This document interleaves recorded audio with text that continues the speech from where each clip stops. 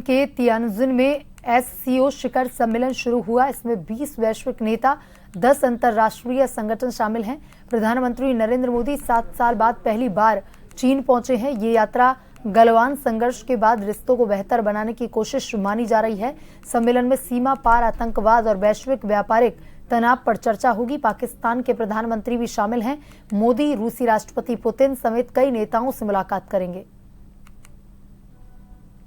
चीन के तियानजिन में 31 अगस्त और 1 सितंबर को शंघाई सहयोग संगठन यानी एससीओ शिखर सम्मेलन आयोजित हो रहा है। सम्मेलन में दुनिया भर के 20 नेता और 10 अंतर्राष्ट्रीय संगठनों के अधिकारी शामिल होंगे।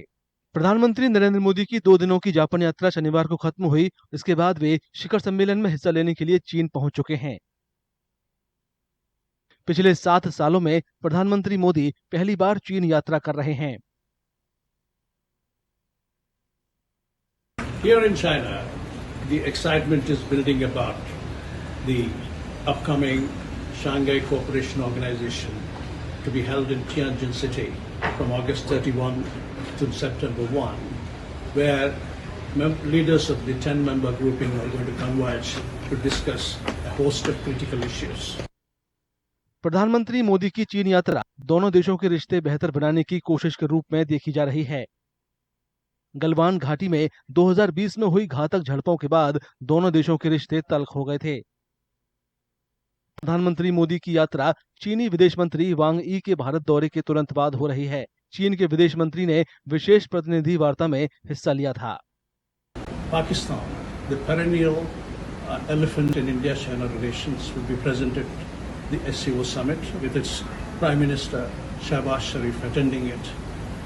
His presence assumes significance as Trump is also trying to warm up to Pakistan in the backdrop after the Operation Sindoor phase, which also raised eyebrows in Beijing.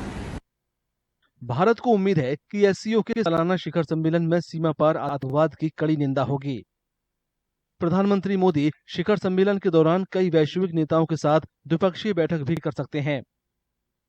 Pakistan के प्रधानमंत्री शहबाज शरीफ भी एससीओ शिखर सम्मेलन में हिस्सा लेंगे।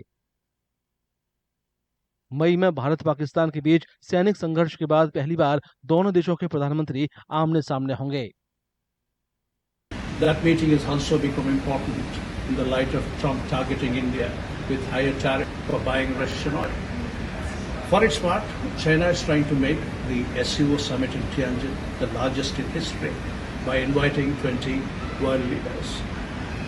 For the next week or so, the eyes of the world will be set on Tianjin for its outcome, because so much of it is expected for its strategic significance.